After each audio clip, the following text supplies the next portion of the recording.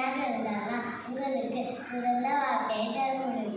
காடுகளை அழைத்து எண்ணெய் சூடாக்கின, கழுகுகளை கலந்து நீரை மாசுபட்டன, காற்றையும் விட்டு வைக்காம மாசுபடுத்தின. பூமியாகிய நான் பொறுமையாக இருப்பதால் இவ்வளவு கொடுமைகள் செய்கின்றேன். நான் கொந்தளித்து புயலாய், பூகம்பமாய், வெள்ளமாய், கடல் சீற்றமாய் வந்தேன். ஆனாலும் மனிதா, நீ இன்னும் திருந்தவில்லை. தயவு செய்து கெஞ்சி கேட்கிறேன், என்னை எனது இயற்கை வளத்தில் பேணி பாதுகாக்கிறேன். நான் உங்களுக்கு சுத்தமான நீர், காற்று, உணவு தந்து வாழ